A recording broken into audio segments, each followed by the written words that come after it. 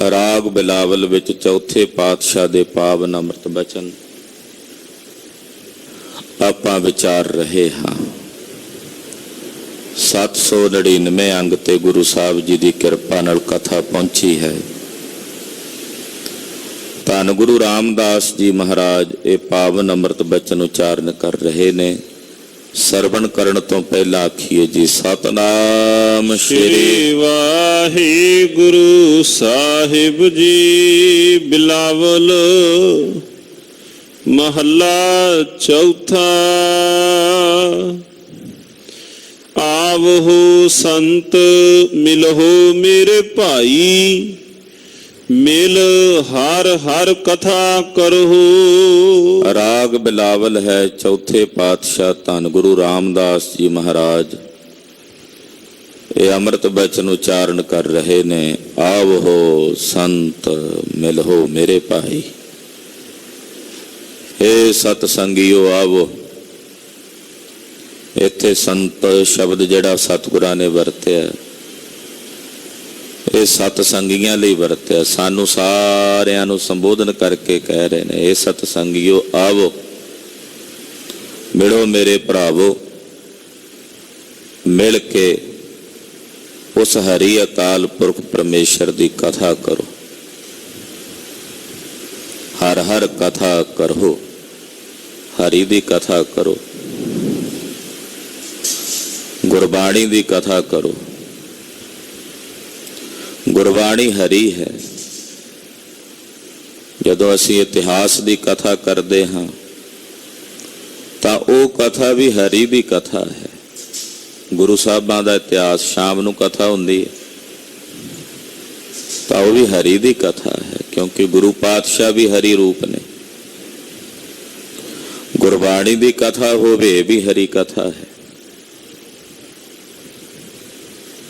ਇਹ ਹਰੀ ਕਥਾ ਕਰੋ ਭਾਈ ਇਕੱਤਰ ਹੋ ਕੇ।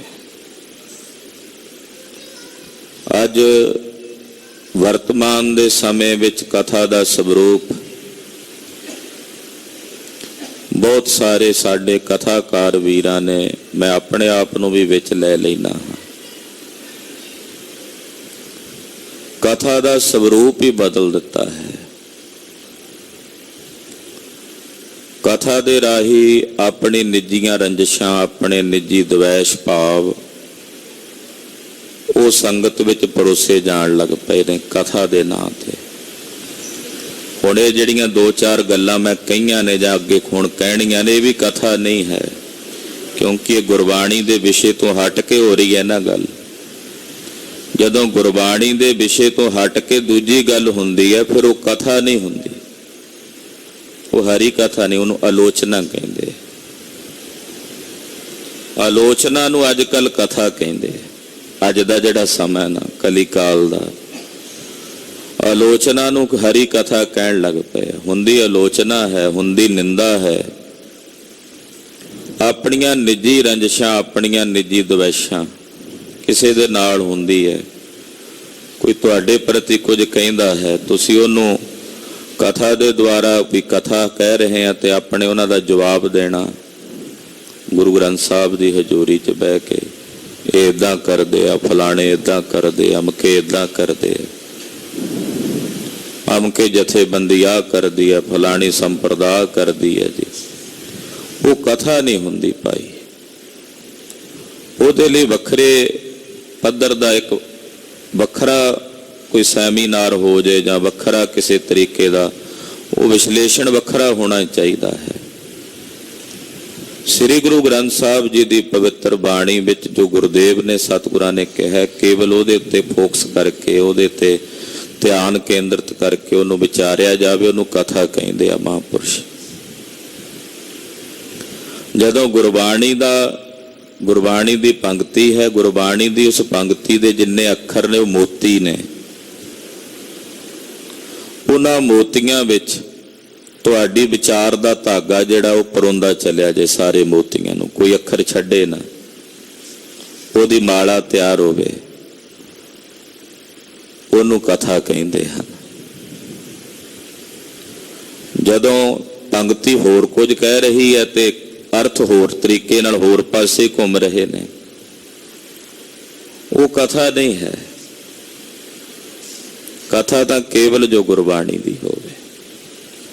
ਇਸ ਕਰਕੇ ਮਹਾਰਾਜ ਜੀ ਕਹਿੰਦੇ ਆਓ ਭਾਈ ਮਿਲੋ, ਮਿਲ ਹਰ ਹਰ ਕਥਾ ਕਰੋ, ਮਿਲ ਕੇ ਹਰੀ ਦੀ ਕਥਾ ਕਰੋ, ਹਰੀ ਦੀਆਂ ਬਾਤਾਂ ਕਰੋ, ਪਰਮੇਸ਼ਰ ਦੀਆਂ ਖੇਡਾਂ ਦੀ ਵਿਚਾਰ ਕਰੋ ਵੀ ਉਹਦੇ ਕਿਹੜੇ ਕਿਹੜੇ ਚੋਜ ਨੇ, ਉਹ ਕਿੱਦਾਂ ਦੀ ਕੁਦਰਤ ਰਚਦਾ ਹੈ, ਉਹ ਕੈਸੇ ਜਲ ਤੇ ਥਲ ਕਰ ਦਿੰਦਾ ਹੈ, ਉਹ ਕਿਵੇਂ ਰਾਜਿਆਂ ਤੋਂ ਭਿਖਾਰੀ, ਭਿਖਾਰੀਆਂ ਤੋਂ ਰਾਜੇ ਬਣਾਉਂਦਿਆਂ ਦੇਰੀ ਨਹੀਂ ਲਾਉਂਦਾ, ਉਹ ਕਿਵੇਂ ਮੂਰਖਾਂ ਨੂੰ ਗਿਆਨੀ ਤੇ ਗਿਆਨੀਆਂ ਨੂੰ ਮੂਰਖ ਬਣਾ ਕੇ ਸਾਬਤ ਨਹੀਂ ਕਰ ਦਿੰਦਾ। ਹਰੀ ਦੀ ਕਥਾ ਕਰੀਏ, ਕਿਵੇਂ ਉਹ ਸ੍ਰਿਸ਼ਟੀ ਦੀ ਰਚਨਾ ਕਰਦਾ, ਇੱਕ ਅੱਖ ਦੇ ਫੋਰ ਵਿੱਚ ਕੀਤਾ ਫਸਾਓ ਏਕੋ ਕਵਾਓ, ਤਿਸਤੇ ਹੋਏ ਲੱਖ ਦਰਿਆਓ। ਇਹ ਸਾਰੀ ਗੁਰਬਾਣੀ ਹਰੀ ਦੀ ਕਥਾ ਹੈ। ਇਹਦੇ ਨਾਲ ਨਾਲ ਸਾਡੇ ਜੀਵਨ ਵਿੱਚ ਜਿਹੜੀਆਂ ਸਾਡੀਆਂ ਘਾਟਾਂ ਨੇ, ਕਮੀਆਂ ਨੇ, ਉਹਦਾ ਵੀ ਨਾਲ ਨਾਲ ਚਿੰਤਨ ਚੱਲੀ ਜਾਣਾ। ਬਾਹਰੋਂ ਤਾਂ ਅਸੀਂ ਕੁਝ ਲਿਆਈਏ ਜੇ ਸਾਨੂੰ ਸਤਿਗੁਰਾਂ ਨੇ ਘਰੋਂ ਖਜ਼ਾਨਾ ਨਾ ਦਿੱਤਾ ਹੋਵੇ। ਘਰ 'ਚ ਇੰਨਾ ਖਜ਼ਾਨਾ ਅਸੀਂ ਬੇਰ-ਬਾਰ ਭਲਦੇ ਫਿਰੀਏ, ਲੱਭਦੇ ਫਿਰੀਏ ਤੇ ਯੋਗ ਨਹੀਂ ਨਾ ਹੈ। ਹੇ ਭਾਈ ਮਿਲ ਕੇ ਸੰਗਤ ਵਿੱਚ ਇਕੱਤਰ ਹੋ ਕੇ ਹਰੀ ਅਕਾਲ ਪੁਰਖ ਪਰਮੇਸ਼ਰ ਦੀ ਕਥਾ ਕਰੋ। ਹਰ ਹਰ ਨਾਮ ਬੋਹਿਤ ਹੈ ਕਲ ਯੁਗ, ਖੇਵਟ ਗੁਰ ਸ਼ਬਦ ਤਰਹੁ। ਹਰੀ ਅਕਾਲ ਪੁਰਖ ਵਾਹਿਗੁਰੂ ਪਾਰ ਬ੍ਰਹਮ ਪਰਮੇਸ਼ਰ ਦਾ ਨਾਮ ਜਹਾਜ਼ ਹੈ। ਬੋਹਿਤ, ਬੋਹਿਤ ਕਹਿੰਦੇ ਨੇ ਜਹਾਜ਼ ਨੂੰ। ਇਹ ਨਾਮ ਰੂਪੀ ਜਹਾਜ਼ ਹੈ। ਕਲਯੁਗ ਦੇ ਵਿੱਚ ਕੇਵਲ ਇੱਕੋ ਇੱਕ ਜਹਾਜ਼ ਹੈ ਇਸ ਸੰਸਾਰ ਤੋਂ ਤਰਨ ਦਾ, ਔਰ ਉਹ ਜਹਾਜ਼ ਹੈ ਪਰਮੇਸ਼ਰ ਦਾ ਨਾਮ। ਹਰ ਹਰ ਨਾਮ ਬੋਹਿਤ ਹੈ ਕਲਯੁਗ, ਕਲਯੁਗ ਵਿੱਚ ਇਹ ਬੋਹਿਤ ਹੈ, ਇਹ ਜਹਾਜ਼। ਖੇਵਟ ਗੁਰ, ਸ਼ਰਤ ਹੈ ਖਾਲੀ ਜਹਾਜ਼ ਤੇ ਨਾ ਬਹਿ ਜਾਓ ਜਿਹਦੇ ਅੱਗੇ ਮਲਾਹ ਹੀ ਨਾ ਹੋਵੇ। ਆਖੋ ਸਤਿਨਾਮ। ਵਾਹਿਗੁਰੂ। ਨਾਮ ਰੂਪੀ ਜਹਾਜ਼ ਬੇਅੰਤ ਹੀ ਨੇ। ਜਹਾਜ਼ ਜਿੰਨੀਆਂ ਕਿਸ਼ਤੀਆਂ ਖੜੀਆਂ ਦਰਿਆ ਦੇ ਉੱਤੇ ਸਾਰੀਆਂ ਹੀ ਤਾਰ ਦਿੰਦੀਆਂ, ਪਰ ਜਿਹਦੇ 'ਚ ਮਲਾਹ ਹੀ ਨਾ ਬੈਠਾ ਹੋਵੇ ਉਹਦੇ 'ਚ ਬਹਿ ਜਾਈਏ ਉਹ ਪਾਰ ਤਾਂ ਨਹੀਂ ਨਾ ਕਰ ਸਕੇਗੀ। ਜੇ ਮਲਾਹ ਹੋਵੇਗਾ ਤੇ ਟੁਰੇਗਾ ਨਾ ਬੇੜੇ ਨੂੰ, ਜਹਾਜ਼ ਨੂੰ। ਨਾਮ ਪਰਮੇਸ਼ਰ ਦੇ ਬੇਅੰਤ ਨੇ, ਸਾਰੇ ਹੀ ਤਾਰ ਸਕਦੇ ਨੇ, ਉਹਦੇ 'ਚ ਕੋਈ ਸ਼ੰਕਾ ਨਹੀਂ। ਪਰ ਜਿਹੜੇ ਨਾਮ ਦਾ ਮਲਾਹ ਹੋਵੇ, ਜਿਹੜਾ ਨਾਮ ਗੁਰੂ ਨੇ ਦਿੱਤਾ ਹੋਵੇ, ਗੁਰਸਿੱਖ ਨੇ ਉਹ ਜਪਣਾ ਹੈ। ਨਾਮ ਰੂਪੀ ਜਹਾਜ਼ ਦਾ ਮਲਾਹ ਗੁਰੂ ਹੈ। ਨਾਮ ਦੀ ਜਿਹੜੀ ਸ਼ਕਤੀ ਹੈ ਨਾ, ਨਾਮ ਦੀ ਚੇਤਨਾ ਸ਼ਕਤੀ, ਗੁਰੂ ਪਾਤਸ਼ਾਹ ਨੇ ਉਹਨੂੰ ਆਪ ਜਗਾਇਆ ਹੋਇਆ। ਜਦੋਂ ਸਤਿਗੁਰੂ ਜੀ ਉਹ ਨਾਮ ਆਪਣੇ ਸਿੱਖ ਨੂੰ ਬਖਸ਼ਦੇ ਨੇ ਤਾਂ ਗੁਰੂ ਦੀ ਉਹ ਕਲਾ ਉਸ ਨਾਮ ਦੁਆਰਾ ਸਿੱਖ ਦੇ ਅੰਦਰ ਵਰਤਦੀ ਹੈ। ਤੇ ਜੇ ਗੁਰੂ ਕੋਲੋਂ ਨਾਮ ਲਿਆ ਹੀ ਨਹੀਂ ਫਿਰ ਨਹੀਂ ਗੱਲ ਬਣਦੀ। ਇਸ ਕਰਕੇ ਕਹਿੰਦੇ ਹਰ ਹਰ ਨਾਮ ਬੋਹਿਤ ਹੈ ਕਲਯੁਗ। ਹਰੀ ਦਾ ਨਾਮ ਇਸ ਕਲਯੁਗ ਵਿੱਚ ਜਹਾਜ਼ ਹੈ। ਪਰ ਇਸ ਨਾਮ ਰੂਪੀ ਜਹਾਜ਼ ਦਾ ਗੁਰੂ ਮਲਾਹ ਹੋਵੇ। ਖੇਵਟ ਗੁਰ, ਗੁਰੂ ਮਲਾਹ ਹੈ। ਗੁਰੂ ਕਿਵੇਂ ਤਾਰਦਾ ਮਲਾਹ ਬਣ ਕੇ? ਸ਼ਬਦ ਤਰਹੁ, ਜਦੋਂ ਸਤਿਗੁਰੂ ਜੀ ਦਾ ਉਪਦੇਸ਼ ਗੁਰਸਿੱਖ ਸੁਣਦਾ, ਮੰਨਦਾ ਤੇ ਕਮਾਉਂਦਾ ਹੈ, ਫਿਰ ਉਸ ਉਪਦੇਸ਼ ਦੁਆਰਾ ਹੀ ਭਾਈ ਇਸ ਭਵ ਸਾਗਰ ਤੋਂ, ਸੰਸਾਰ ਤੋਂ ਤਰੋ। ਮੇਰੇ ਮਨ ਹਰ ਗੁਣ ਹਰ ਉਚਰਹੁ। ਇਹ ਮੇਰੇ ਮਨ ਹਰੀ ਦੇ ਗੁਣਾਂ ਨੂੰ ਕਹਿ ਤੇ ਹਰੀ ਦੇ ਗੁਣਾਂ ਨੂੰ ਉਚਰ। ਹਰੀ ਦੇ ਗੁਣਾਂ ਨੂੰ ਕਹੋ ਤੇ ਹਰੀ ਦੇ ਗੁਣਾਂ ਨੂੰ ਹੀ ਉਚਾਰੋ। ਮਸਤਕ ਲਿਖਤ ਲਿਖੇ ਗੁਣ ਗਾਏ, ਮਿਲ ਸੰਗਤ ਪਾਰ ਪਰਹੁ। ਜੋ ਸਾਡੇ ਮੱਥੇ ਤੇ ਵਾਹਿਗੁਰੂ ਨੇ ਲੇਖ ਪਾ ਦਿੱਤੇ ਨੇ ਉਹੀ ਕੁਝ ਪ੍ਰਾਪਤ ਹੋਣਾ। ਇਸ ਕਰਕੇ ਸੰਗਤ ਵਿੱਚ ਮਿਲੋ, ਸਤ ਸੰਗਤ ਵਿੱਚ ਮਿਲ ਕੇ ਇਸ ਭਵ ਸਾਗਰ ਤੋਂ ਪਾਰ ਉਤਰੋਗੇ। ਰਹਾਉ ਕਾਇਆ ਨਗਰ ਮਹਿ ਰਾਮ ਰਸ ਊਤਮ, ਕਿਉ ਪਾਹੀਐ ਉਪਦੇਸ਼ ਜਨ ਕਰੋ। ਇਹ ਕਾਇਆ ਨਗਰ ਹੈ। ਇਸ ਨਗਰ ਵਿੱਚ ਪਰਮੇਸ਼ਰ ਨੇ ਬਹੁਤ ਕੁਝ ਪਾਇਆ ਹੋਇਆ। ਕਾਇਆ ਨਗਰ 'ਚ। ਪਾਤਸ਼ਾਹ ਕਹਿੰਦੇ ਆ ਕਾਮ ਕ੍ਰੋਧ ਨਗਰ ਬਹੁ ਭਰਿਆ, ਮਿਲ ਸਾਧੂ ਖੰਡਲ ਖੰਡਾ ਹੈ। ਇਹ ਵੀ ਇਸ ਨਗਰ ਵਿੱਚ ਹੀ ਹੈ। ਕਾਮ ਵੀ, ਕ੍ਰੋਧ ਵੀ, ਲੋਭ ਵੀ, ਈਰਖਾ ਵੀ। ਨਗਰ ਜੋ ਹੋਇਆ, ਹੁਣ ਨਗਰ ਵਿੱਚ ਤਾਂ ਬਹੁਤ ਕੁਝ ਹੁੰਦਾ। ਨਗਰ ਵਿੱਚ ਟੋਭੇ ਵੀ ਹੁੰਦੇ ਆ, ਨਗਰ ਦੇ ਵਿੱਚ ਸੱਥਾਂ ਵੀ ਬਣੀਆਂ ਹੁੰਦੀਆਂ, ਨਗਰ ਵਿੱਚ ਘਰ ਵੀ ਵੱਖੋ ਵੱਖਰੇ ਬਣੇ ਹੁੰਦੇ, ਪਸ਼ੂ ਪੰਛੀ ਜਾਨਵਰ ਜੀਵ ਜੰਤੂ। ਨਗਰ ਵਿੱਚ ਤਾਂ ਬਹੁਤ ਕੁਝ ਹੈ। ਇਸੇ ਤਰ੍ਹਾਂ ਇਸ ਕਾਇਆ ਰੂਪੀ ਨਗਰ ਵਿੱਚ ਪਰਮੇਸ਼ਰ ਨੇ ਬਹੁਤ ਕੁਝ ਪਾਇਆ ਹੋਇਆ। ਸਾਹਿਬ ਕਹਿੰਦੇ ਜਿੱਥੇ ਇਤਨਾ ਕੁਝ ਪਾਇਆ ਹੈ, ਇਸ ਕਾਇਆ ਰੂਪੀ ਨਗਰ ਵਿੱਚ ਸਭ ਤੋਂ ਉੱਤਮ ਤੇ ਸ੍ਰੇਸ਼ਟ ਵਸਤੂ ਪਰਮੇਸ਼ਰ ਨੇ ਰਾਮ ਦਾ ਰਸ ਪਾਇਆ ਹੈ। ਤਾਂ ਬਹੁਤ ਕੁਝ,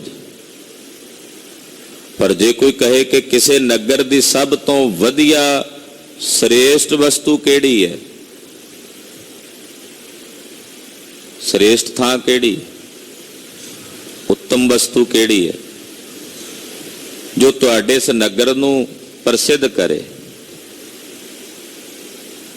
ਤੇ ਨਗਰ ਵਾਲੇ ਕਹਿੰਦੇ ਸਾਡੇ ਪਿੰਡ 'ਚ ਆਹ ਚੀਜ਼ ਵੇਖਣ ਯੋਗ ਹੈ ਜਾਂ ਆਹ ਕੁਝ ਹੈ, ਸਾਡੇ ਨਗਰ ਦੀ ਆਹ ਕੁਝ ਖਾਸੀਅਤ ਹੈ, ਆਹ ਕੁਝ ਔਗਣ ਵੀ ਨੇ। ਸਾਹਿਬ ਕਹਿੰਦੇ ਇਸ ਕਾਇਆ ਨਗਰ ਵਿੱਚ ਬਹੁਤ ਕੁਝ ਹੈ, ਪਰ ਸਭ ਤੋਂ ਉੱਤਮ, ਸਭ ਤੋਂ ਸ੍ਰੇਸ਼ਟ ਰਸ ਬਹੁਤ ਨੇ ਇਹਦੇ 'ਚ। ਸਾਰੇ ਰਸ ਇਸ ਕਾਇਆ ਵਿੱਚ ਹੀ ਨੇ। ਪਦਾਰਥਾਂ ਵਿੱਚ ਰਸ ਨਹੀਂ ਹਨ, ਰਸ ਤਾਂ ਇਸ ਕਾਇਆ ਵਿੱਚ। ਜੇ ਸਾਨੂੰ ਕਿਸੇ ਪਦਾਰਥ 'ਚੋਂ ਰਸ ਆਉਂਦਾ, ਅੰਦਰੋਂ ਸਾਡੀ ਧਾਰਨਾ ਬਣਦੀ ਤੇ ਰਸ ਆਉਂਦਾ। ਕਈਆਂ ਨੂੰ ਬਹੁਤ ਜ਼ਿਆਦਾ ਮਿਰਚ ਖਾਣ ਦਾ ਰਸ ਹੈ, ਉਹਨੂੰ ਉਸ ਮਿਰਚ ਵਿੱਚ ਰਸ ਨਹੀਂ ਹੈ, ਉਹਦੀ ਅੰਦਰ ਦੀ ਧਾਰਨਾ ਹੈ ਕਿ ਮੈਂ ਬਹੁਤੀ ਮਿਰਚ ਖਾਣੀ, ਔਰ ਉਹਦੇ 'ਚ ਰਸ ਆਉਣ ਲੱਗ ਪੈਂਦਾ। ਰਸ ਸਾਰੇ ਪਰਮੇਸ਼ਰ ਨੇ ਇਸ ਕਾਇਆ 'ਚ ਹੀ ਪਾਏ ਨੇ, ਪਰ ਸਭ ਤੋਂ ਉੱਤਮ ਰਸ, ਸ੍ਰੇਸ਼ਟ ਰਸ ਰਾਮ ਰਸ ਹੈ। ਜਦੋਂ ਰਾਮ ਰਸ ਨੂੰ ਕੋਈ ਮਾਣਨ ਲੱਗ ਪਵੇ, ਜਦੋਂ ਕਹਿੰਦੇ ਨਾ 56 ਪ੍ਰਕਾਰ ਦੇ ਭੋਜਨ ਖਾਣ ਵਾਲੇ ਨੂੰ ਫਿਰ ਸੁੱਕੀਆਂ ਰੋਟੀਆਂ ਚੰਗੀਆਂ ਨਹੀਂ ਲੱਗਦੀਆਂ। ਰਾਮ ਰਸ ਮਾਣਨ ਵਾਲੇ ਨੂੰ ਫਿਰ ਬਾਕੀ ਦੇ ਰਸ ਫੋਕੇ ਤੇ ਫਿੱਕੇ ਪ੍ਰਤੀਤ ਹੋਣ ਲੱਗ ਪੈਂਦੇ ਆ। ਉਹਦਾ ਰਸਾਂ ਵਿੱਚ ਲੱਗਿਆ ਹੋਇਆਂ ਨੂੰ ਵੇਖ ਕੇ ਕਹਿੰਦੇ ਆ ਕਿੱਥੇ ਬੰਦੇ ਆ ਕੀ, ਇਹ ਕਿੱਧਰ ਰਸ ਲੈ ਰਹੇ ਨੇ, ਇਹਦੇ ਚ ਕੀ ਲੱਭ ਰਹੇ ਨੇ।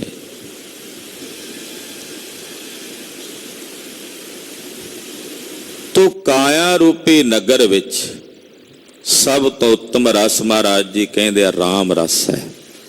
ਕਾਇਆ ਨਗਰ ਮਹਿ ਰਾਮ ਰਸ ਉੱਤਮ, ਉੱਤਮ ਹੈ। ਕਿਉਂ ਪਾਈਐ, ਇਹ ਕਿਵੇਂ ਪ੍ਰਾਪਤ ਹੋਵੇ, ਇਹ ਮਿਲੇ ਕਿਵੇਂ, ਹਾਸਲ ਕਿਵੇਂ ਹੋਵੇ? ਹੇ ਰੱਬ ਦੇ ਪਿਆਰਿਓ, ਸਾਨੂੰ ਉਪਦੇਸ਼ ਕਰਕੇ ਦੱਸੋ ਕਿਉਂ ਪਾਈ ਹੈ। ਉਪਦੇਸ਼ ਜਨ ਕਰੋ, ਉਪਦੇਸ਼ ਕਰੋ ਮਹਾਰਾਜ। ਇਸ ਕਾਇਆ ਰੂਪੀ ਨਗਰ ਵਿੱਚੋਂ ਇਸ ਰਾਮ ਰਸ ਉੱਤਮ ਰਸ ਨੂੰ ਅਸੀਂ ਕਿਵੇਂ ਪ੍ਰਾਪਤ ਕਰੀਏ, ਇਸ ਦਾ ਉਪਦੇਸ਼ ਕਰੋ। ਸਤਿਗੁਰ ਸੇਵ ਸਫਲ ਹਰ ਦਰਸ਼ਨ, ਮਿਲ ਅੰਮ੍ਰਿਤ ਹਰ ਰਸ ਪੀਓ। ਫਿਰ ਸਤਿਗੁਰੂ ਗੁਰੂ ਰਾਮਦਾਸ ਸਾਹਿਬ ਜੀ ਦੱਸਦੇ ਨੇ ਅਗਲੀ ਪੰਕਤੀ 'ਚ ਵੀ ਇਹ ਰਾਮ ਰਸ ਕਿਵੇਂ ਮਿਲੇਗਾ। ਕਹਿੰਦੇ ਆ ਭਾਈ ਸਤਿਗੁਰਾਂ ਦੀ ਸੇਵਾ ਕਰੋ। ਸਤਿਗੁਰ ਸੇਵ, ਸਤਿਗੁਰਾਂ ਨੂੰ ਸੇਵ ਕੇ ਸਫਲ ਹਰ ਦਰਸ਼ਨ, ਗੁਰੂ ਦੇ ਦਰਸ਼ਨ ਸਫਲ ਹਰੀ ਦਰਸ਼ਨ ਹਨ। ਗੁਰੂ ਕੀ ਸੇਵਾ ਕਰੋ। ਜਦੋਂ ਸਤਿਗੁਰਾਂ ਦੀ ਸੇਵਾ ਕਰਕੇ ਸਫਲ ਦਰਸ਼ਨ ਪ੍ਰਾਪਤ ਕਰੋਗੇ ਤੇ ਫਿਰ ਗੁਰੂ ਨਾਲ ਮਿਲ ਕੇ ਇਸ ਅੰਮ੍ਰਿਤ ਹਰ ਰਸ ਨੂੰ ਆਪਣੇ ਅੰਦਰੋਂ ਪੀਵਣ ਲੱਗ ਪਵੋਗੇ। ਇੱਕੋ ਇੱਕ ਤਰੀਕਾ ਹੈ ਇਸ ਰਾਮ ਰਸ ਨੂੰ ਪੀਵਣ ਦਾ, ਉਹ ਹੈ ਗੁਰੂ ਕੀ ਸੇਵਾ, ਸਤਿਗੁਰਾਂ ਦੀ ਸੇਵਾ। ਯਾਨੀ ਕਿ ਗੁਰੂ ਵਾਲੇ ਬਣੋਗੇ ਤੇ ਰਾਮ ਰਸ ਦੀ ਪ੍ਰਾਪਤੀ ਕਰ ਲਓ। ਸਤਿਗੁਰਾਂ ਦੀ ਸੇਵਾ ਤੋਂ ਬਿਨਾਂ ਇਸ ਰਸ ਨੂੰ ਪ੍ਰਾਪਤ ਨਹੀਂ ਕੀਤਾ ਜਾ ਸਕਦਾ। ਜਦੋਂ ਸਤਿਗੁਰਾਂ ਨੂੰ ਸੇਵੋਗੇ ਤੇ ਕਾਇਆ ਨਗਰ ਵਿੱਚ ਵਸਦੇ ਹੋਏ ਇਸ ਰਾਮ ਰਸ ਨੂੰ ਪ੍ਰਾਪਤ ਕਰੋਗੇ। ਹਰ ਹਰ ਨਾਮ ਅੰਮ੍ਰਿਤ ਹਰ ਮੀਠਾ, ਹਰ ਸੰਤ ਹੋ ਚਾਖ ਦਿਖੋ। ਹਰੀ ਅਕਾਲ ਪੁਰਖ ਵਾਹਿਗੁਰੂ ਪਰਮੇਸ਼ਰ ਦਾ ਨਾਮ ਅੰਮ੍ਰਿਤ ਹੈ ਔਰ ਮਿੱਠਾ ਹੈ, ਪਿਆਰਾ ਹੈ। ਏ ਰੱਬ ਦੇ ਪਿਆਰਿਓ ਸੰਤ ਹੋ, ਚੱਖ ਕੇ ਵੇਖੋ। ਮੇਰੀ ਗੱਲ ਤੇ ਕਹਿਣ ਤੇ ਯਕੀਨ ਨਾ ਕਰਿਓ, ਇਹਨੂੰ ਚੱਖ ਕੇ ਵੇਖੋ। ਜਦੋਂ ਤੱਕ ਚੱਖੋਗੇ ਨਹੀਂ ਉਦੋਂ ਤੱਕ ਕਿਵੇਂ ਜਾਣੋਗੇ ਕਿ ਮਿੱਠਾ ਹੈ। ਚੱਖ ਕੇ ਵੇਖੋ, ਜਪ ਕੇ ਵੇਖੋ ਮਿੱਠਾ ਹੈ ਕਿ ਨਹੀਂ ਮਿੱਠਾ। ਬਿਨਾਂ ਚੱਖਿਆਂ ਇਸ ਰਸ ਨੂੰ ਤੁਸੀਂ ਨਹੀਂ ਮਾਣ ਸਕਦੇ। ਤੇ ਹਰੀ ਰਸ ਨੂੰ ਚੱਖਣ ਦਾ ਇੱਕੋ ਇੱਕ ਤਰੀਕਾ ਜਪ ਜਪ ਕੇ ਚੱਖਿਆ ਜਾਂਦਾ। ਜਪ ਜਪ ਕੇ ਤੋ ਹੈ ਹਰੀ ਕੇ ਸੰਤੋ ਚਾਖ ਦਿਖੋ, ਇਹਨੂੰ ਚੱਖ ਕੇ ਵੇਖੋ। ਤੁਸੀਂ ਮਾਇਆ ਦੇ ਰਸ ਵੀ ਚੱਖੇ ਐ, ਇੱਕ ਵਾਰੀ ਇਹ ਰਸ ਵੀ ਚੱਖ ਕੇ ਵੇਖੋ। ਮਾਇਆ ਦੇ ਸਾਰੇ ਰਸ ਫਿੱਕੇ ਪ੍ਰਤੀਤ ਹੋਣਗੇ। ਹਾਂਜੀ। ਗੁਰਮਤਿ ਹਰ ਰਸ ਮੀਠਾ ਲਾਗਾ, ਤਿਨ ਬਿਸਰੇ ਸਭ ਬਿਖ ਰਸ ਹੋ। ਜਿਹੜੇ ਗੁਰਮਤੀਏ ਨੇ, ਗੁਰੂ ਕੀ ਮੱਤ ਲੈਣ ਵਾਲੇ, ਉਹਨਾਂ ਨੂੰ ਹਰੀ ਦੇ ਨਾਮ ਦਾ ਰਸ ਮਿੱਠਾ ਲੱਗਦਾ, ਪਿਆਰਾ ਲੱਗਦਾ। ਗੁਰਮਤੀਆਂ ਨੂੰ ਹਰੀ ਰਸ ਮਿੱਠਾ ਜਦੋਂ ਲੱਗ ਗਿਆ ਤੇ ਫਿਰ ਤਿਨਾਂ ਨੂੰ ਜਿਤਨੇ ਵਿਖੇ ਰਸ ਨੇ ਉਹ ਸਾਰੇ ਵਿਸਰ ਜਾਂਦੇ ਹਨ। ਵਿਖੇ ਰਸ ਸਾਰੇ ਭੁੱਲ ਜਾਂਦੇ ਹਨ ਜਿਹੜੇ ਹਰੀ ਦੇ ਨਾਮ ਰਸ ਨੂੰ ਚੱਖ ਲੈਂਦੇ ਹਨ। ਰਾਮ ਨਾਮ ਰਸ ਰਾਮ ਰਸਾਇਣ, ਹਰ ਸੇਵਹੁ ਸੰਤ ਜਨ ਹੋ। ਰਾਮ ਦਾ ਨਾਮ ਸਾਰੇ ਰਸਾਂ ਦਾ ਘਰ ਹੈ, ਰਸਾਇਣ ਹੈ। ਰਾਮ ਨਾਮ ਦਾ ਰਸ, ਰਾਮ ਰਸਾਇਣ, ਇਹ ਰਸਾਂ ਦਾ, ਰਾਮ ਦਾ ਰਸਾਂ ਦਾ ਆਇਣ ਕਹੀਏ ਘਰ ਹੈ। ਹਰ ਸੇਵਹੁ ਸੰਤ ਜਨ ਹੋ, ਇਹ ਸੰਤ ਜਨ ਹੋ, ਇਸ ਰਾਮ ਰਸਾਇਣ ਨੂੰ ਸੇਵਨ ਕਰੋ, ਭਾਵ ਇਸ ਨੂੰ ਆਪਣੇ ਹਿਰਦੇ ਚ ਗ੍ਰਹਿਣ ਕਰੋ। ਚਾਰ ਪਦਾਰਥ ਚਾਰੇ ਪਾਈ, ਗੁਰਮਤਿ ਨਾਨਕ ਹਰ ਭਜਹੁ। ਚਾਰ ਪਦਾਰਥ ਨੇ, ਧਰਮ ਅਰਥ ਕਾਮ ਮੋਕਸ਼, ਚਾਰੇ ਪ੍ਰਾਪਤ ਹੋ ਜਾਂਦੇ ਹਨ। ਕਦੋਂ? ਜਦੋਂ ਗੁਰੂ ਦੇ ਮੁਖ ਦੁਆਰਾ ਹਰੀ ਦਾ ਨਾਮ ਭਜਨ ਕਰਕੇ ਭਜਿਆ ਜਾਂਦਾ। ਪਰਮੇਸ਼ਰ ਦੇ ਨਾਮ ਦਾ ਭਜਨ ਕੀਤਿਆਂ ਇਹ ਚਾਰੇ ਪਦਾਰਥ ਪ੍ਰਾਪਤ ਹੋ ਜਾਂਦੇ ਹਨ। ਬਿਲਾਵਲ ਮਹੱਲਾ ਚੌਥਾ। ਖੱਤਰੀ ਬ੍ਰਾਹਮਣ ਸੂਦ ਵੈਸ ਕੋ ਜਾਪੈ, ਹਰ ਮੰਤਰ ਜਪੈਨੀ। ਮਹਾਰਾਜ ਜੀ ਅਗਲਾ ਸ਼ਬਦ ਪ੍ਰਾਰੰਭਦੇ ਹਨ। ਚਾਰੇ ਪਦਾਰਥ ਚਾਹੀਦੇ ਨੇ, ਧਰਮ ਵੀ, ਅਰਥ ਵੀ, ਕਾਮ ਤੇ ਮੋਕਸ਼ ਵੀ। ਪਹਿਲਾ ਧਰਮ ਕਿਹਾ ਜਾਂਦਾ ਹੈ ਕਿਉਂਕਿ ਧਰਮ ਦੀ ਰਹਿਨੁਮਾਈ ਵਿੱਚ ਜਿਹੜਾ ਅਰਥ ਹੈ ਨਾ, ਅਰਥ ਲੋੜ ਦੀਆਂ ਚੀਜ਼ਾਂ, ਜਦੋਂ ਧਰਮ ਦੀ ਰਹਿਨੁਮਾਈ ਚ ਲੋੜ ਦੀਆਂ ਵਸਤੂਆਂ ਹੋਣਗੀਆਂ, ਅਰਥ ਹੋਵੇਗਾ, ਤਾਂ ਫਿਰ ਉਹ ਸਾਡੇ ਲਈ ਲਾਹੇਵੰਦ ਹੋਵੇਗਾ। ਉਸ ਅਰਥ ਨਾਲ ਸਾਡਾ ਨੁਕਸਾਨ ਨਹੀਂ ਹੋਵੇਗਾ ਜਿਹੜਾ ਧਰਮ ਦੀ ਰਹਿਨੁਮਾਈ ਚ ਹੋਵੇਗਾ। ਅਗਰ ਕਾਮਨਾ ਨਾ ਹੋਵੇਗੀ, ਅਰਥ ਹੋਵੇ, ਲੋੜ ਦੀਆਂ ਵਸਤੂਆਂ ਤੁਹਾਡੇ ਕੋਲ ਹੋਣ, ਕਾਮਨਾ ਨਾ ਹੋਵੇ, ਤਾਂ ਵੀ ਜੀਵਨ ਦਾ ਕੋਈ ਮਨੋਰਥ ਨਹੀਂ ਰਹਿ ਜਾਂਦਾ। ਕੋਈ ਮਨੋਰਥ ਤਾਂ ਹੋਣਾ ਚਾਹੀਦਾ ਨਾ ਜੀਵਨ ਨੂੰ ਜੀਵਨ ਦਾ, ਉਹ ਵੀ ਚਾਹੀਦਾ। ਉਹਨੂੰ ਕਾਮਨਾ ਕਹਿ ਦਿੰਦੇ ਆ, ਕਾਮ। ਉਹਦੇ ਬਿਨਾਂ ਸੰਸਾਰ ਦੀ ਉਤਪਤੀ ਵੀ ਨਹੀਂ, ਸੰਸਾਰ ਅੱਗੇ ਨਹੀਂ ਚੱਲਦਾ। ਅਖੀਰ ਨੂੰ ਨਿਰਵਾਣ ਵੀ ਚਾਹੀਦਾ, ਮੋਕਸ਼ ਵੀ ਚਾਹੀਦੀ, ਅਖੀਰ ਨੂੰ ਬੰਦ ਖਲਾਸੀ ਵੀ ਚਾਹੀਦੀ। ਇਸ ਕਰਕੇ ਮੁਕਤੀ ਬਿਨਾਂ ਵੀ ਗੱਲ ਨਹੀਂ ਬਣਦੀ। ਚਾਰੇ ਹੀ ਮਿਲ ਜਾਂਦੇ ਆ ਜਦੋਂ ਹਰੀ ਦਾ ਭਜਨ ਕਰੀਦਾ। ਫਿਰ ਅਗਲਾ ਸ਼ਬਦ ਪ੍ਰਾਰੰਭਦਿਆਂ ਪਾਤਸ਼ਾਹ ਕਹਿੰਦੇ ਆ, ਖੱਤਰੀ ਬ੍ਰਾਹਮਣ ਸੂਦ ਵੈਸ। ਖੱਤਰੀ ਬ੍ਰਾਹਮਣ ਸ਼ੂਦਰ ਵੈਸ਼, ਚਾਰ ਵਰਣ ਨੇ, ਚਾਰ ਵਰਣ। ਇਹਨਾਂ ਚਾਰ ਵਰਣਾਂ ਨੂੰ ਕਿਸੇ ਵੇਲੇ ਜਦੋਂ ਬਣਾਇਆ ਗਿਆ ਤਾਂ ਇਹਨਾਂ ਦੀਆਂ ਕਿਰਤਾਂ ਤੋਂ ਬਣਾਇਆ ਗਿਆ, ਕਰਮਾਂ ਤੋਂ ਬਣਾਇਆ ਗਿਆ। ਛਤਰੀ ਦਾ ਕੰਮ ਸੀ ਰਾਜ ਭਾਗ ਕਰਨ ਵਾਲੇ ਜਿਹੜੇ ਰਾਜੇ ਵਗੈਰਾ ਸਨ ਉਹਨਾਂ ਨੂੰ ਉਸ ਬਿਰਤੀ ਵਿੱਚ ਵੰਡ ਦਿੱਤਾ। ਇੱਕ ਛਤਰੀ ਨੇ ਬ੍ਰਾਹਮਣਾਂ ਦਾ ਧਾਰਮਿਕ ਖਿੱਤੇ ਦੇ ਵਿੱਚ ਕੰਮ ਕਰਨ ਵਾਲੇ ਉਹ ਬ੍ਰਾਹਮਣ ਹੋ ਗਏ। ਸ਼ੂਦਰ ਜਿਹੜੇ ਨੌਕਰੀਆਂ ਚਾਕਰੀਆਂ ਕਰਦੇ ਸਨ ਉਹ ਸ਼ੂਦਰ ਹੋ ਗਏ। ਵੈਸ਼ ਜਿਹੜੇ ਵਪਾਰ ਕਰਦੇ ਸੀ, ਦੁਕਾਨਦਾਰੀਆਂ ਕਰਦੇ ਸੀ, ਖੇਤੀ ਕਰਦੇ ਸੀ, ਉਹਨਾਂ ਦੇ ਕਰਮ ਤੋਂ ਵੈਸ਼। ਪਰ ਲੋਕਾਂ ਨੇ ਬਾਅਦ ਵਿੱਚ ਇਹਨਾਂ ਨੂੰ ਉੱਚਾ ਨੀਵਾਂ ਵਰਣ ਬਣਾ ਲਿਆ। ਇਹ ਉੱਚੀ ਜਾਤੀ ਹੈ, ਨੀਵੀਂ ਜਾਤੀ। ਕਰਮ ਤੋਂ ਜਾਤੀ ਬਣੀ ਸੀ, ਉਹਨਾਂ ਦੀ ਵਰਣ ਵੰਡ ਹੋਈ ਸੀ। ਪਰ ਬਾਅਦ ਵਿੱਚ ਲੋਕਾਂ ਨੇ ਆਪਣੇ ਆਪ ਨੂੰ ਪੂੰਛ ਲਾ ਲਈ ਵੀ ਮੈਂ ਬ੍ਰਾਹਮਣ, ਮੈਂ ਫਲਾਣਾ, ਮੈਂ ਅਮਕਾ। ਉਹਦੇ ਮਾਣ ਦੇ ਵਿੱਚ ਇੱਕ ਦੂਜੇ ਨੂੰ ਰੋਂਦਣ ਲੱਗ ਪਏ। ਸ਼ੂਦਰ ਹੋਰ ਮਾੜੇ ਹੋ ਗਏ, ਵੈਸ਼ ਉਹਦਾ, ਫਿਰ ਉਹਨਾਂ ਤੋਂ ਥੋੜੇ ਜਿਹੇ ਉੱਤਮ ਖੱਤਰੀ ਹੋ ਗਏ, ਸਭ ਤੋਂ ਉੱਤਮ ਅਸੀਂ ਬ੍ਰਾਹਮਣ ਅਸੀਂ ਹੋ ਗਏ। ਇਹ ਗੱਲਾਂ ਚੱਲਣ ਲੱਗ ਪਈਆਂ। ਪਰ ਮੇਰੇ ਪਾਤਸ਼ਾਹ ਨੇ ਚਾਰਾਂ ਨੂੰ ਮਾਨਵ ਦੀ ਦ੍ਰਿਸ਼ਟੀ ਨਾਲ ਵੇਖਿਆ ਵੀ ਚਾਰੇ ਮਨੁੱਖ ਨੇ, ਚਾਹੇ ਉਹ ਖੱਤਰੀ ਹੈ, ਬ੍ਰਾਹਮਣ ਹੈ, ਸ਼ੂਦਰ ਹੈ ਤਾਂ ਪ੍ਰਾਣੀ ਮਾਤਰ ਨੇ। ਮਾਨਸ ਕੀ ਜਾਤ ਸਭ ਇੱਕ ਹੈ ਪਹਿਚਾਨਵੋ।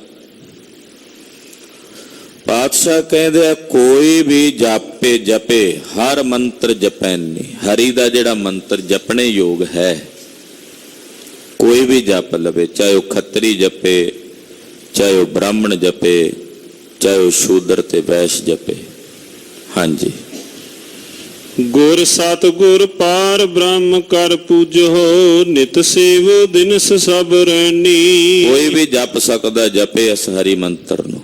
ਸਤਿਗੁਰੂ ਪਾਰ ਬ੍ਰਹਮ ਰੂਪ ਨੇ ਔਰ ਸਤਿਗੁਰਾਂ ਨੂੰ ਪਾਰ ਬ੍ਰਹਮ ਦਾ ਰੂਪ ਕਰਕੇ ਪੂਜੋ, ਨਿਤ ਸੇਵੋ, ਦਿਨੇ ਵੀ ਤੇ ਰੈਨੀ ਰਾਤ ਵੀ। ਅੱਠੇ ਪੈਰ ਆਪਣੇ ਸਤਿਗੁਰਾਂ ਨੂੰ ਪਾਰ ਬ੍ਰਹਮ ਪਰਮੇਸ਼ਰ ਦਾ ਰੂਪ ਕਰਕੇ ਪੂਜੋ, ਜਾਣੋ। ਹਰ ਜਨ ਦੇਖੋ ਸਤਿਗੁਰ ਨੈਣੀ। ਇਹ ਹਰੀ ਦੇ ਜਨੋ ਸਤਿਗੁਰਾਂ ਨੂੰ ਆਪਣੇ ਨੇਤਰਾਂ ਨਾਲ ਵੇਖੋ। ਇਹ ਹਰੀ ਦੇ ਜਨੋ ਆਪਣੇ ਨਾਲ ਨੇਤਰਾਂ ਨਾਲ ਆਪਣੇ ਸਤਿਗੁਰਾਂ ਦੇ ਦਰਸ਼ਨ ਕਰੋ, ਆਪਣੇ ਸਤਿਗੁਰਾਂ ਦੇ ਦੀਦਾਰ ਕਰੋ। ਇਹ ਨੇਤਰ ਮਿਲੇ ਹੀ ਸਾਹਿਬ ਦੇ ਦਰਸ਼ਨਾਂ ਨੂੰ ਨੇ। ਗੁਰਸਿੱਖ ਕਹਿੰਦਾ ਇਹ ਨੈਣ ਮਿਲੇ ਹੀ ਸਤਿਗੁਰਾਂ ਦੇ ਦਰਸ਼ਨਾਂ ਨੂੰ ਨੇ। ਜੇ ਨਾ ਹੋਣ ਦਰਸ਼ਨ ਤਾਂ ਬੇਹਾਲ ਹੋ ਜਾਂਦਾ ਹੈ ਸਿੱਖ। ਆਪਣੇ ਸਤਿਗੁਰਾਂ ਦੇ ਦਰਸ਼ਨ ਇਹਨਾਂ ਨੈਣਾਂ ਨਾਲ, ਨੇਤਰਾਂ ਨਾਲ ਕਰੋ। ਜੋ ਇਛੋ ਸੋਈ ਫਲ ਪਾਵੋ, ਹਰ ਬੋਲੋ ਗੁਰਮਤਿ ਬੈਣੀ। ਇਹ ਭਾਈ ਜੋ ਇੱਛੋਗੇ ਉਹ ਫਲ ਪ੍ਰਾਪਤ ਹੋਣਗੇ। ਜਦੋਂ ਸਤਿਗੁਰਾਂ ਦੀ ਮੱਤ ਲੈ ਕੇ ਆਪਣੀ ਰਸਨਾ ਤੋਂ ਬਾਣੀ ਬੋਲੋਗੇ ਨਾ, ਗੁਰੂ ਦੀ ਮੱਤ ਲੈ ਕੇ ਗੁਰਬਾਣੀ ਪੜੋਗੇ, ਗੁਰਬਾਣੀ ਬੋਲੋਗੇ, ਸ਼ੁਭ ਬੋਲ ਬੋਲੋਗੇ ਤਾਂ ਜੋ ਇੱਛੋਗੇ, ਜੋ ਮਨ ਚ ਕਾਮਨਾ ਕਰੋਗੇ ਉਹ ਫਲ ਤੁਹਾਨੂੰ ਪ੍ਰਾਪਤ ਹੋਣਗੇ। ਰਹਾਉ ਅਨਕ ਉਪਾਮ ਚਿਤ ਵਿਹੈ ਬਹੁ ਤੇਰੇ, ਸਾਹੁਵੈ ਜੇ ਬਾਤ ਹੋਵੈ ਨੀ। ਅਨੇਕਾਂ ਪ੍ਰਕਾਰ ਦੇ ਉਪਾਵ ਆਪਣੇ ਹਿਰਦੇ ਚ ਚਿਤਵ। ਬੰਦਾ ਸੋਚਦਾ ਨਾ ਵੀ ਏਦਾਂ ਕਰਾਂਗੇ ਆ ਵੀ ਹੋਵੇਗਾ, ਏਦਾਂ ਹੋਵੇਗਾ, ਆ ਹੋਵੇਗਾ। ਮਹਾਰਾਜ ਜੀ ਕਹਿੰਦੇ ਹੋਣਾ ਤਾਂ ਉਹ ਹੈ ਜੋ ਉਸ ਵਾਹਿਗੁਰੂ ਨੂੰ ਪਾਉਂਦਾ। ਸਾ ਹੋਵੈ ਜੇ ਬਾਤ ਹੋਵੈ ਨੀ। ਜਿਹੜੀ ਗੱਲ ਹੋਣੀ ਉਹ ਤਾਂ ਹੋ ਕੇ ਰਹਿਣੀ ਆ, ਬੰਦਾ ਸੋਚਦਾ ਹੀ ਰਹਿ ਜਾਂਦਾ। ਕਦੇ ਨਹੀਂ ਸੋਚਿਆ ਹੁੰਦਾ ਕਿਸੇ ਮਨੁੱਖ ਨੇ ਵੀ ਇਦਾਂ ਵੀ ਹੋ ਜਾਏਗਾ। ਸੋਚਦਾ ਤਾਂ ਹੈ ਬੰਦਾ ਇਦਾਂ ਕਰਾਂਗੇ ਅਸੀਂ, ਆਹ ਹੋਵੇਗਾ, ਆਹ ਹੋਵੇਗਾ। ਪਰ ਹੋਣਾ ਜੋ ਹੈ, ਜੋ ਪਰਮੇਸ਼ਰ ਨੇ ਰਚ ਰੱਖਿਆ ਉਹੀ ਹੋਣਾ ਹੈ। ਆਪਣਾ ਭਲਾ ਸਭ ਕੋਈ ਬਾਂਛੈ, ਸੋ ਕਰੇ ਜੇ ਮੇਰਾ ਚਿਤ ਨਾ ਚਤੈਨੀ। ਆਪਣਾ ਭਲਾ ਤਾਂ ਸਾਰੇ ਚਾਹੁੰਦੇ ਆਪਾਂ। ਕਿਹੜਾ ਮਨੁੱਖ ਹੈ ਕਿ ਪਸ਼ੂ ਤੱਕ, ਜਾਨਵਰ ਤੱਕ ਵੀ ਜਿਹੜੇ ਆ ਉਹ ਵੇਖਦੇ ਆ ਵੀ ਸਾਡਾ ਭਲਾ ਕਿਹਦੇ ਚ ਹੈ। ਆਪਣਾ ਭਲਾ ਸਾਰੇ ਚਾਹੁੰਦੇ ਆ, ਪਰ ਪਰਮੇਸ਼ਰ ਕਰਦਾ ਉਹ ਹੈ ਜੋ ਸਾਡੇ ਚਿੱਤ ਚੇਤੇ ਚ ਵੀ ਨਹੀਂ ਹੁੰਦਾ। ਸੋ ਕਰੇ ਜੇ ਮੇਰਾ ਚਿਤ ਨਾ ਚਤੈਨੀ। ਜੋ ਮੇਰੇ ਚਿੱਤ ਚੇਤੇ ਵੀ ਨਹੀਂ ਸੀ, ਹਰੀ ਉਹ ਕਰ ਦਿੰਦਾ। ਅਸੀਂ ਸੋਚਿਆ ਵੀ ਨਹੀਂ, ਚੇਤੇ 'ਚ ਵੀ ਨਹੀਂ ਸਾਡੇ ਹੋਵੇਗਾ ਕਿ ਅਸੀਂ ਆਹ ਕੁਝ ਕਰਾਂਗੇ, ਹੋ ਜਾਂਦਾ। ਆਪਾਂ ਕਹਿੰਦੇ ਦਾ ਤਾਂ ਕਦੇ ਅਸੀਂ ਸੋਚਿਆ ਵੀ ਨਹੀਂ ਸੀ। ਬਹੁਤ ਕੁਝ ਉਹ ਹੈ ਜੋ ਹੋ ਜਾਂਦਾ ਹੈ ਤੇ ਸਾਡੇ ਚਿੱਤ ਚੇਤੇ ਵੀ ਨਹੀਂ ਹੈ। ਹਾਂਜੀ। ਮਨ ਕੀ ਮਤ ਤਿਆਗੋ ਹਰ ਜਨ, ਇਹਾ ਬਾਤ ਕਠੈਨੀ। ਇਹ ਭਾਈ ਮਨ ਦੀ ਮਤ ਤਿਆਗੋ ਹਰੀ ਦੇ ਜਨੋ, ਇਹੀ ਗੱਲ ਤਾਂ ਔਖੀ ਆ। ਮਤ ਨਹੀਂ ਛੱਡੀ ਜਾਂਦੀ ਆਪਣੀ, ਆਪਣੀਆਂ ਸੋਚਾਂ ਦੇ ਘੋੜੇ ਦੌੜਾਣੇ ਨਹੀਂ ਛੱਡ ਸਕਦਾ। ਹਾਲਾਂਕਿ ਪਤਾ ਹੋਣਾ ਉਹ ਹੈ ਜੋ ਪਰਮੇਸ਼ਰ ਨੇ ਕਰਨਾ ਹੈ, ਹੋਣਾ ਉਹ ਹੈ ਜੋ ਮੇਰੇ ਚਿੱਤ ਚੇਤੇ ਵੀ ਨਹੀਂ,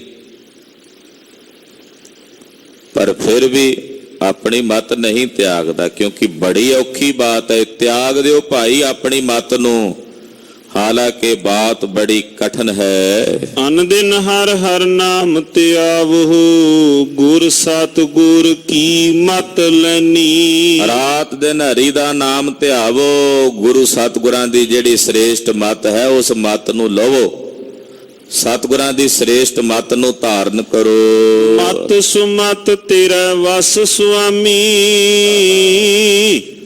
ਹਮ ਜੰਤ ਤੂੰ ਪੁਰਖ ਜੰਤਨੀ। ਧੰਨ ਗੁਰੂ ਰਾਮਦਾਸ ਜੀ ਮਹਾਰਾਜ, ਧੰਨ ਗੁਰੂ ਰਾਮਦਾਸ ਸਾਹਿਬ ਜੀ ਮਹਾਰਾਜ ਸਾਨੂੰ ਸਾਰਿਆਂ ਨੂੰ ਸੰਬੋਧਨ ਕਰਕੇ ਨਾ ਉਪਦੇਸ਼ ਦਿੰਦੇ ਆ, ਏਦਾਂ ਬੇਨਤੀ ਕਰੋ ਮਹਾਰਾਜ। ਮਤ ਕਹਿੰਦੇ ਵਿਵਹਾਰ ਕਰਨ ਦੀ ਮਤ, ਕੰਮਕਾਰ ਕਰਨ ਦੀ ਮਤ। ਸੁਮਤ ਜਿਹਨੂੰ ਆਪਾਂ ਆਤਮ ਵਿਸ਼ੈਣੀ ਬੁੱਧੀ ਕਹਿੰਦੇ ਆ, ਆਤਮ ਗਿਆਨ ਦੀ ਪ੍ਰਾਪਤੀ ਲਈ ਜਿਹੜੀ ਸੁਮਤ। ਮਹਾਰਾਜ ਇਹ ਦੋਵੇਂ ਹੀ ਤੁਹਾਡੇ ਵੱਸ ਨੇ, ਵਿਵਹਾਰ ਕਰਨ ਦੀ ਮਤ ਵੀ ਤੇ ਆਪਣੇ ਆਤਮ ਸਰੂਪ ਨੂੰ ਜਾਣਨ ਦੀ ਸੁਮਤ ਵੀ ਮਹਾਰਾਜ ਤੁਹਾਡੇ ਵੱਸ ਹੈ। ਮਤ ਸੁਮਤ ਤੇਰਾ ਵੱਸ ਸੁਆਮੀ, ਹਮ ਜੰਤ। ਅਸੀਂ ਤਾਂ ਉਹ ਵਾਜਾ ਜਿਵੇਂ ਹਾਰਮੋਨੀਅਮ ਪਿਆ ਨਾ, ਰਾਗੀ ਸਿੰਘ ਨੇ ਜਿਵੇਂ ਵਜਾਉਣਾ ਉਦਾਂ ਵੱਜਣਾ, ਆਪਣੇ ਆਪ ਦਾ ਨਹੀਂ ਵੱਜਦਾ। ਉਹਨੇ ਜਿਹੜੀ ਸੁਰ ਦੱਬਣੀ ਸਾਰੇ ਗਾ, ਸ਼ੁੱਧ ਦੱਬਣੀ ਹੈ, ਕੋਮਲ ਦੱਬਣੀ ਹੈ, ਉਹੀ ਵੱਜਣੀ ਹੈ ਨਾ। ਮਹਾਰਾਜ ਅਸੀਂ ਸਾਰੇ ਜੰਤ ਵਾਜੇ, ਤੂੰ ਸਾਨੂੰ ਵਜਾਉਣ ਵਾਲਾ ਭਜੰਤਰੀ। ਜਿਹੜੀ ਸੁਰ ਧਰ ਕੇ ਦੱਬਣਾ ਉਹੀ ਸੁਰ ਸਾਡੇ ਚ ਨਿਕਲ ਆਉਂਦੀ ਹੈ। ਹਾਂਜੀ। ਜਨ ਨਾਨਕ ਕੇ ਪ੍ਰਭ ਕਰਤੇ ਸੁਆਮੀ, ਜਿਉ ਭਾਵੈ ਤਿਵੇਂ ਬੁਲਾਨੀ। ਇਹ ਮੇਰੇ ਪ੍ਰਭੂ ਜੀ, ਧੰਨ ਗੁਰੂ ਰਾਮਦਾਸ ਸਾਹਿਬ ਕਹਿੰਦੇ ਤੁਸੀਂ ਮੇਰੇ ਕਰਤਾ ਪੁਰਖ ਹੋ, ਜਿਵੇਂ ਤੁਹਾਨੂੰ ਭਾਉਂਦਾ ਮੈਂ ਤਿਵੇਂ ਬੁਲਾਨੀ ਉਦਾਂ ਬੋਲਦਾ ਹਾਂ। ਮੇਰੇ ਚ ਕੋਈ ਤਾਣ ਨਹੀਂ ਮੈਂ ਕੁਝ ਬੋਲ ਸਕਾਂ, ਕੁਝ ਕਹਿ ਸਕਾਂ। ਤੇਰਾ ਜੋਰ ਸੰਗ ਹੋ ਗੂੰਗਾ ਕਹਿਤ, ਕਲਗੀਧਰ ਨੇ ਵੀ ਬਚਨ ਲਿਖੇ। ਤੁਹਾਡੇ ਜ਼ੋਰ ਨਾਲ ਹੀ ਮਹਾਰਾਜ ਜੀ ਕਹਿ ਸਕਦਾ, ਜਿਵੇਂ ਤੁਸੀਂ ਬੁਲਾਉਂਦੇ ਹੋ ਮੈਂ ਤਿਵੇਂ ਬੋਲਦਾ ਹਾਂ। ਜਿਵੇਂ ਕੋਈ ਸਾਜ਼ ਜਿਹੜੀ ਸੁਰ ਉਹਦੇ ਵਿੱਚੋਂ ਵਜਾਉਣ ਵਾਲਾ ਵਜਾਉਂਦਾ ਉਹੀ ਸੁਰ ਉਹਦੇ ਵਿੱਚੋਂ ਨਿਕਲਦੀ ਹੈ। ਸਤਿਗੁਰੂ ਜੀ ਦੇ ਅੰਮ੍ਰਿਤਮਈ ਬਚਨ ਹਨ, ਵਿਚਾਰਾਂ ਕਰਦਿਆਂ ਹੋਈਆਂ ਭੁੱਲਾਂ ਚੁੱਕਾਂ ਦੀ ਖਿਮਾ। ਅਰਦਾਸ ਕਰਨੀ ਸਤਿਗੁਰੂ ਜੀ ਅਗਾਂਹ ਵਾਸਤੇ ਸਦਬੁੱਧੀ ਔਰ ਸਮਤ ਪ੍ਰਦਾਨ ਕਰਨ। ਸਾਧ ਸੰਗਤ ਜੀ ਬੇਨਤੀ ਹੈ ਕਿ ਹਰ ਮਹੀਨੇ ਜੋ ਮਹੀਨੇ ਦੇ ਅਖੀਰਲੇ ਐਤਵਾਰ ਮਹੀਨਾਵਾਰੀ ਜਪ ਤਪ ਸਮਾਗਮ ਗੁਰਦੁਆਰਾ ਸ੍ਰੀ ਦੁੱਖ ਨਿਵਾਰਨ ਸਾਹਿਬ ਵਿਖੇ ਕੀਤੇ ਜਾਂਦੇ ਹਨ। ਇਸ ਮਹੀਨੇ ਵੀ ਐਤਵਾਰ 26 ਤਰੀਕ ਨੂੰ ਬਾਹਰ ਦੀਵਾਨ ਹਾਲ ਵਿੱਚ ਦੁਪਹਿਰੇ 12 ਤੋਂ 4 ਵਜੇ ਤੱਕ ਸੁਖਮਨੀ ਸਾਹਿਬ ਦੇ ਪਾਠ, ਜਪਜੀ ਸਾਹਿਬ ਦੇ ਪਾਠ ਹੋਣਗੇ। ਸਮੂਹ ਸੰਗਤਾਂ ਦੇ ਚਰਨਾਂ ਵਿੱਚ ਬੇਨਤੀ ਹੈ, ਸਮਾਗਮਾਂ ਵਿੱਚ ਹਾਜ਼ਰੀਆਂ ਭਰ ਕੇ ਜਗਤ ਗੁਰੂ 9ਵੇਂ ਪਾਤਸ਼ਾਹ ਧੰਨ ਗੁਰੂ ਤੇਗ ਬਹਾਦਰ ਸਾਹਿਬ ਜੀ ਮਹਾਰਾਜ ਜੀ ਦੀਆਂ ਖੁਸ਼ੀਆਂ ਪ੍ਰਾਪਤ ਕਰੋ ਜੀ। ਵਾਹਿਗੁਰੂ ਵਾਹਿਗੁਰੂ ਵਾਹਿਗੁਰੂ ਵਾਹਿਗੁਰੂ।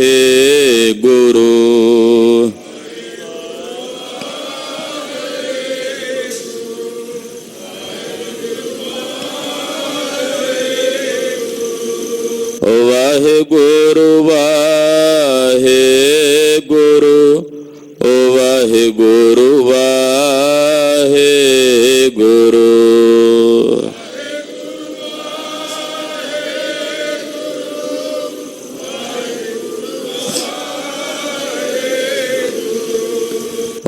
ਵਾਹਿਗੁਰੂ ਵਾਹਿਗੁਰੂ ਵਾਹਿਗੁਰੂ ਵਾਹਿਗੁਰੂ।